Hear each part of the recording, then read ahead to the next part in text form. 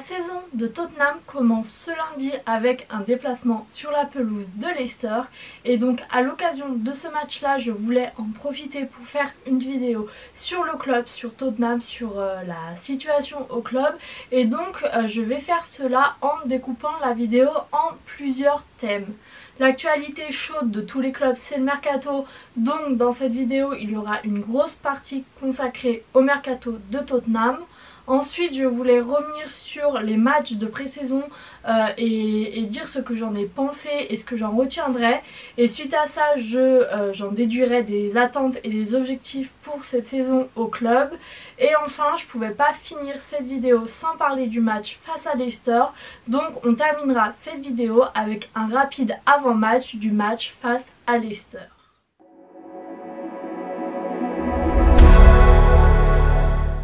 Le mercato de Tottenham pour le moment je le trouve plutôt bon parce qu'on a réussi à se défaire de certains joueurs que l'on veut vendre depuis pas mal de temps, qui ne sont plus dans les plans du club depuis pas mal de temps, donc c'est déjà un gros point fort. Ensuite au niveau des arrivées c'est sûr qu'il y en a moins que ce que j'espérais et ils sont arrivés assez tard parce que Solanke et Odeberg sont arrivés quand même assez tard au club, mais sinon les arrivées j'en suis plutôt contente parce qu'on a des signatures qui vont renforcer l'effectif. Alors peut-être pas titulaire tout de suite pour Bergwall, Gray et Odeberg, mais pour Solanke je pense que n'y a aucune raison de ne pas le mettre titulaire dès le match face à Leicester. Mais donc ça reste quand même des signatures qui me plaisent plutôt bien parce que dans le cas des trois jeunes que l'on a recrutés, c'est des joueurs qui ont déjà montré pas mal de belles choses. Bergwall et Gray ont fait une très bonne pré-saison et Odeberg c'est un joueur que je connaissais pas beaucoup, mais d'après les commentaires des supporters de Burnley ça a l'air d'être un joueur très prometteur, donc je trouve ça très bien. Solanke, j'étais pas forcément convaincue dès la signature, mais c'est un joueur que Postecoglou semble vouloir, semble avoir voulu, semble avoir attendu. Donc à partir de ce moment là je valide le transfert. Je pense que ça va être un joueur qui peut très bien rentrer dans le système de jeu d'Ange Postecoglou, et en plus on voit que c'est un joueur qui l'année dernière à Bournemouth marquait quand même pas mal de buts, alors que Bournemouth c'est pas forcément l'équipe la plus offensive, et en plus il connaît la première ligue, ce qui pour moi est un gros point fort parce qu'on a vu trop de joueurs avoir du mal à s'adapter à l'intensité de la première ligue. Donc avoir un joueur qui la connaît déjà, ça nous fait gagner énormément de temps. En plus comme il est arrivé à une semaine de la reprise de la première ligue, ce gain de temps par rapport à l'adaptation à la première ligue va être crucial.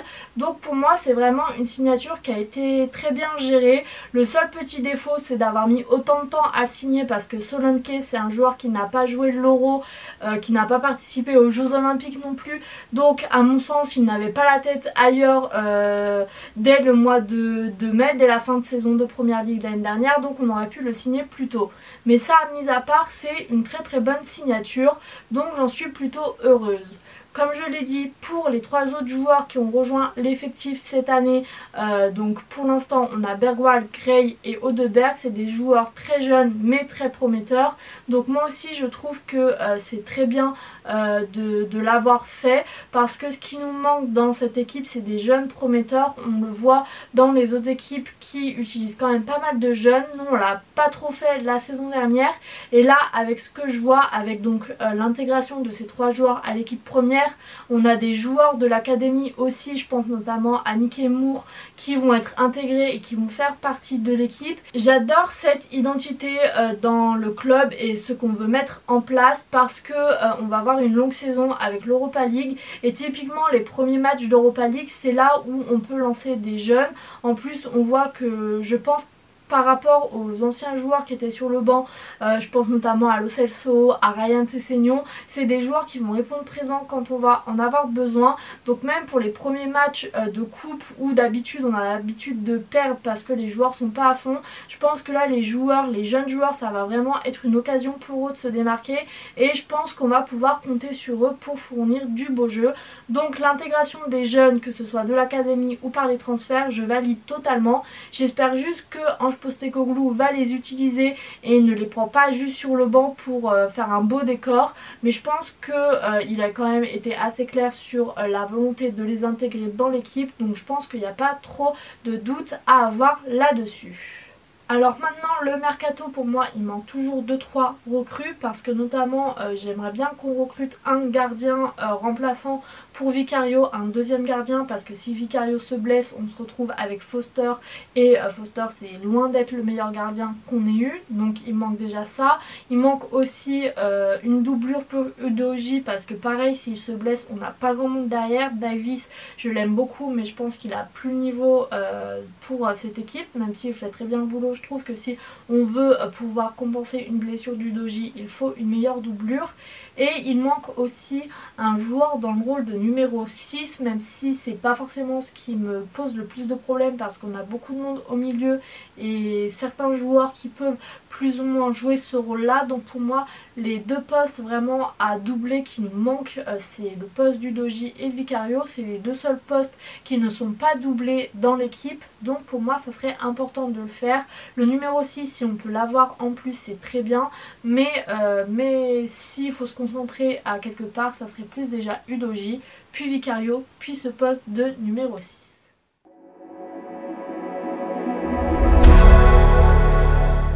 De pré-saison, pour moi je les ai trouvés plutôt corrects. Bien sûr c'était pas des matchs incroyables parce que ça reste des matchs de pré-saison où le coach teste pas mal, où les joueurs aussi reprennent petit à petit un rythme, donc je m'attendais pas à avoir un gros spectacle, mais j'ai été plutôt convaincue par ce que j'ai vu, parce que tout d'abord, je vais continuer sur les jeunes joueurs, on a des jeunes joueurs qui ont beaucoup montré et qui ont montré de belles qualités, donc que ce soit toujours les mêmes joueurs, que ce soit Gray, Bergwall, Mickey Moore, pas mal de jeunes de l'académie. J'étais très convaincue par eux, notamment par Mickey Moore qui a quand même que 16 ans.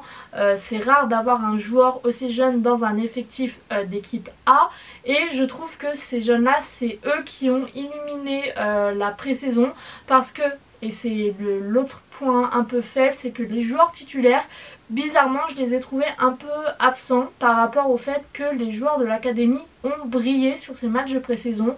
Donc si je devais résumer les matchs de pré-saison, on a eu un très bon côté avec les jeunes qui ont brillé, et c'est ce qui me fait dire qu'on pourra les utiliser pour des matchs d'Europa League, de premier tour d'Europa League et de premier tour de coupe.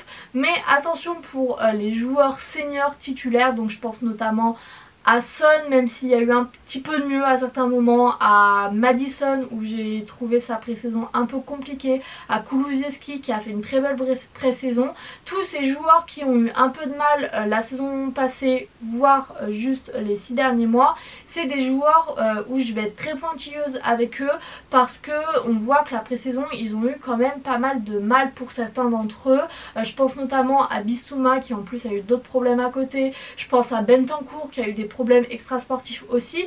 Tous ces joueurs, j'ai l'impression que les jeunes ils ont tellement mis une pression que il faut qu'ils soient parfaits, sinon leur place elle va être prise. Derrière ça pousse beaucoup, ça pousse très fort, donc il n'y aura plus d'excuses pour faire des matchs à moitié, pour faire des demi-matchs ou mettre une demi-intensité.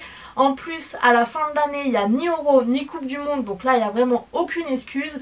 Donc pour moi la pré-saison, ce qu'elle aura montré, c'est qu'il y a des titulaires qui sont certes en difficulté, mais qu'il va falloir réveiller un petit peu, parce qu'il y a des jeunes derrière de l'académie, des transferts qui vont pousser pour mettre la pression à ces titulaires là. Et personnellement j'aime plutôt ça, parce que je trouve que dans le club ces dernières années le principal problème c'est qu'on avait des joueurs qui étaient trop qui se reposaient trop sur leur laurier parce qu'il n'y avait pas de concurrence à leur poste. Et là petit à petit on commence à doubler tous les postes avec des jeunes joueurs qui ont beaucoup à prouver, donc ça va forcer certains à se bouger. On voit déjà que Kulusevski a fait une très bonne pré-saison en étant repositionné plus centralement, donc je pense que ça peut faire beaucoup de bien cette concurrence au club, et j'ai hâte de voir ce que ça va donner. En tout cas la pré-saison elle m'a remis dans l'ambiance petit à petit, elle m'a montré de belles choses en général, pas dans le détail, on va pas aller dans le détail précis de tous les matchs parce que c'est vrai qu'il y a des choses inquiétantes aussi, notamment au niveau de la défense. Mais sur les matchs de pré-saison, notamment face au Bayern, on n'avait pas la défense Romero, Van de Ven avec Porro et Udogie sur les côtés, donc pour moi c'est un peu compliqué de juger et de dire que ça va être une catastrophe parce que je pense que face au Bayern, si on avait eu Romero et Van de Ven, on aurait réussi à gagner au moins un des deux matchs. Donc pour moi il n'y avait rien de dramatique pour les matchs de pré-saison et juste des matchs qui m'ont donné très envie de vraiment entrer dans le vif du sujet, d'entrer en première ligue, de voir nos joueurs, de voir nos jeunes joueurs avoir du temps de jeu. Donc voilà, la pré-saison pour moi ça a été vraiment un 10 sur 10 parce que ça m'a replongé petit à petit dans la saison qui arrive. Ça m'a aussi donné un petit boost pour supporter Tottenham parce que la fin de saison a été plutôt décevante. Donc pour moi le fait qu'on intègre les jeunes, ça participe à cela, ça participe à cette envie de supporter le club parce que je sens que on peut aller loin en se reposant sur cette base là, en laissant les jeunes s'exprimer et en leur donnant du temps de jeu et en leur permettant de pousser les titulaires habituels qui sont là.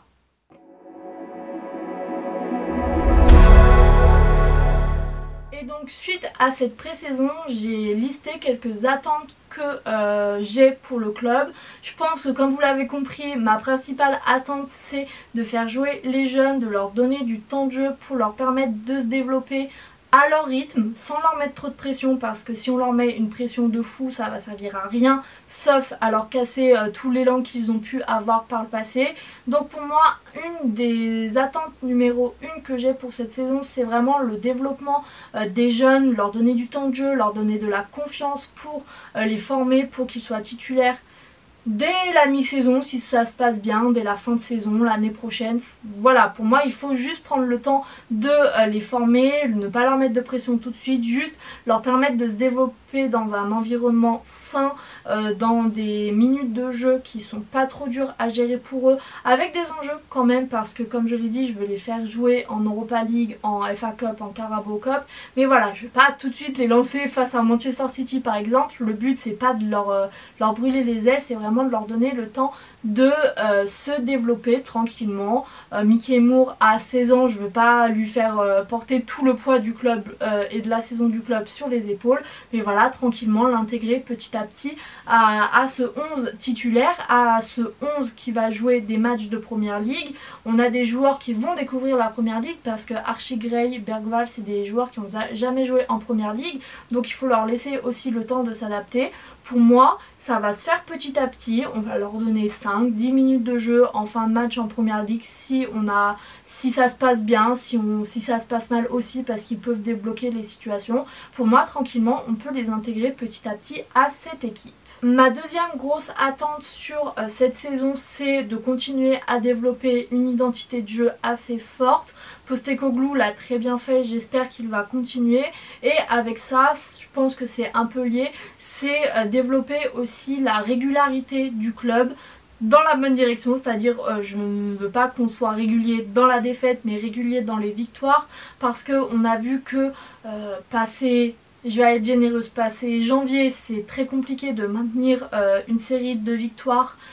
Donc pour moi c'est un autre point qu'il va falloir développer et qui est important pour moi. Une fois qu'on aura atteint cette régularité, il n'y a rien qui va nous arrêter. Mais voilà, pour moi c'est les deux grosses attentes que j'ai de cette saison et avec cela il y a des objectifs qui viennent. Donc le premier objectif c'est de faire une belle campagne de FA Cup, Carabao Cup avec pourquoi pas un trophée au bout du chemin. Mais c'est pas l'objectif premier pour moi pour le moment, j'y reviendrai plus tard. Mais donc faire une bonne campagne en Carabao Cup, FA Cup. En première ligue c'est retrouver le top 4 pour retrouver la Ligue des Champions. Et ensuite pour moi il n'y a pas de plus gros objectif que ça parce que oui j'adorerais gagner un trophée et si on en gagne un ça peut être un objectif très vite et si on en gagne un j'en serais très contente et je pense qu'on doit quand même le garder en petit objectif dans un coin de notre tête. Mais si on ne gagne pas un trophée à la fin de la saison et qu'on arrive en Ligue des Champions, pour moi c'est pas catastrophique parce que comme je l'ai dit, on est en train de développer pas mal de jeunes et donc c'est des jeunes qui vont arriver à maturité et avec plus d'expérience dans les années qui arrivent, donc peut-être que dans les années qui arrivent ils seront prêts à gagner des trophées. Mais si on n'en gagne pas cette année, c'est pas grave au vu du nombre de jeunes qu'on a. Même Udogie qui est quand même un titulaire indiscutable, il est très jeune. Donc pour moi là on est en train de construire une équipe qui va aller gagner des trophées l'année prochaine, dans 2 ans, dans 3 ans. Et donc si on n'a pas de trophée immédiatement avec cette saison, c'est pas grave. Postecoglou c'est que sa deuxième saison, quand il récupère un club qui était quand même pas top dans la construction du jeu. Donc pour moi, oui, si on a un trophée, je cracherai pas dessus et dans un coin de ma tête, ça reste quand même un objectif, mais ça reste un objectif un peu officieux, je dirais, et non pas officiel, parce que comme je l'ai dit, je veux pas mettre trop de pression sur les jeunes non plus, et si on veut absolument gagner un trophée, j'ai peur qu'on leur mette cette pression là de il faut absolument gagner la FA Cup, il faut absolument gagner la Carabao Cup. Je pense que si on fait une bonne campagne dans ces deux compétitions et en première ligue, ça sera largement suffisant et ça sera plutôt bien parce que comme je l'ai dit, encore une fois, je le répète une dernière fois, on est un club qui est en train de se construire une identité de jeu, qui est en train de se construire un collectif, qui est en train de développer ses jeunes. Donc pour moi, pas de panique, il faut du temps pour construire une équipe. On n'a qu'à voir l'exemple d'Arsenal, l'équipe elle s'est pas construite en 1 ou 2 ans. Arteta a quand même mis 3 saisons je pense avant d'avoir des résultats réguliers et de concurrencer Manchester City au titre de Première Ligue.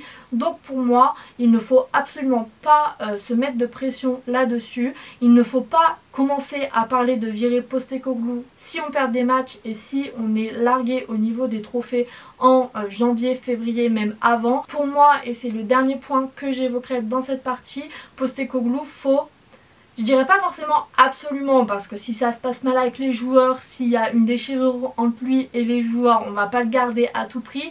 Mais pour moi, à mon sens, il faut quand même lui donner encore du temps, il faut lui donner encore une saison pour se développer. Il ne faut absolument pas le virer si les résultats ne suivent pas.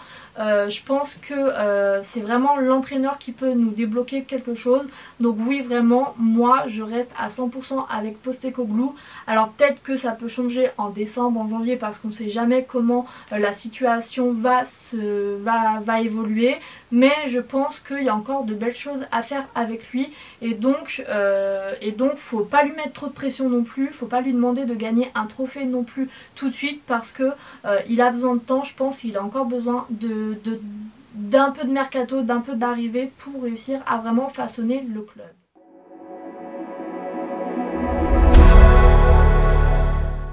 Donc maintenant que j'ai évoqué tout ça, on va parler du match face à Leicester et donc de tout ce qu'il y a autour. Donc la première chose que je voulais évoquer par rapport à ce match là, c'est que c'est un match à l'extérieur.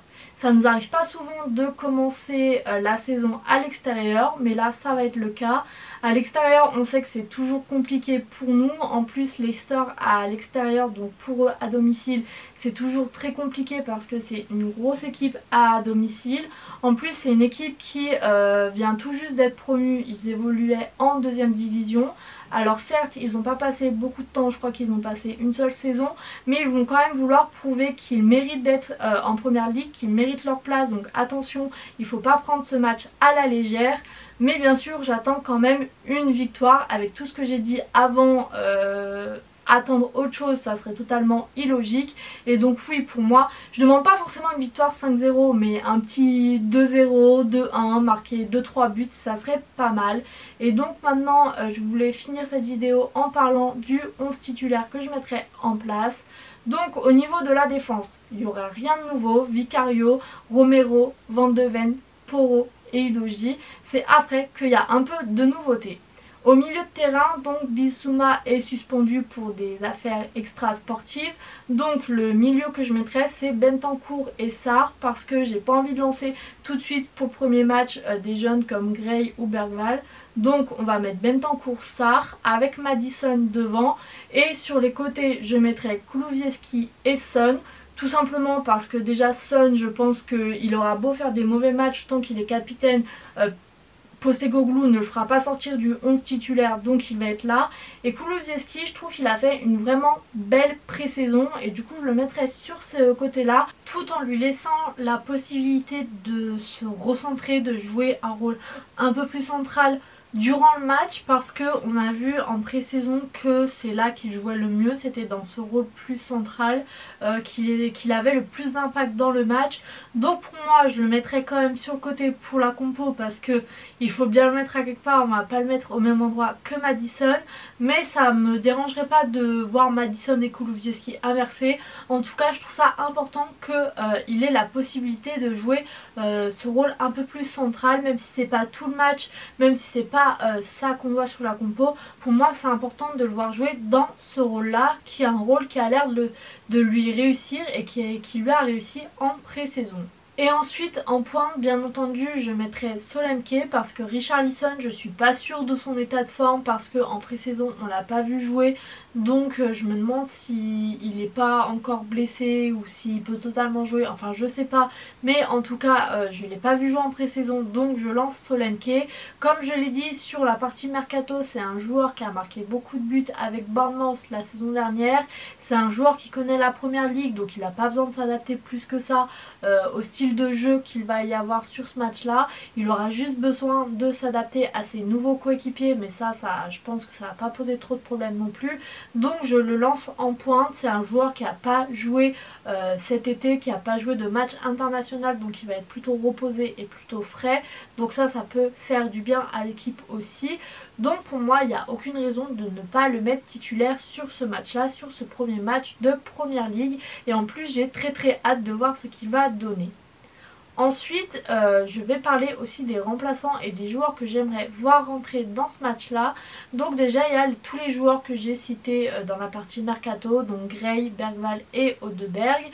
J'ai très hâte de les voir jouer, et donc je ne veux pas les mettre tout de suite titulaires parce que je pense que c'est leur mettre beaucoup de pression, alors que Odeberg notamment est arrivé il y aura seulement 3 jours lors du match, donc je ne veux pas leur mettre une pression tout de suite, mais pour moi c'est important de les faire jouer, comme je l'ai dit, pour le développement des jeunes.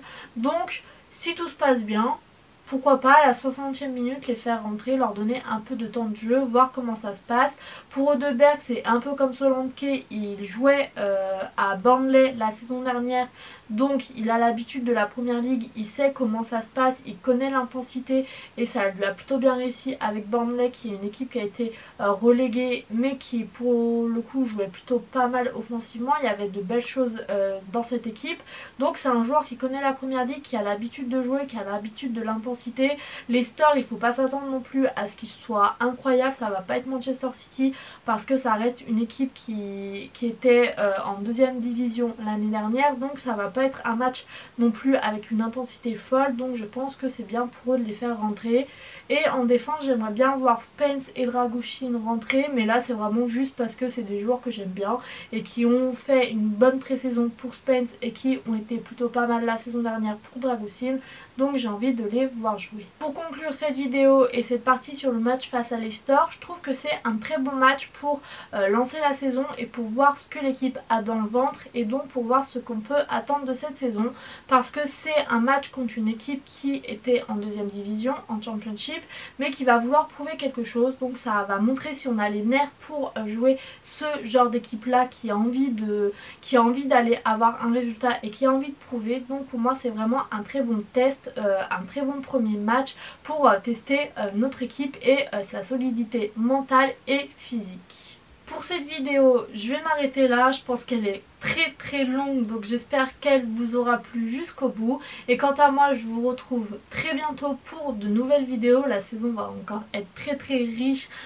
en matchs et en occasions de vidéos, donc on se retrouve bientôt pour de nouvelles vidéos, et salut!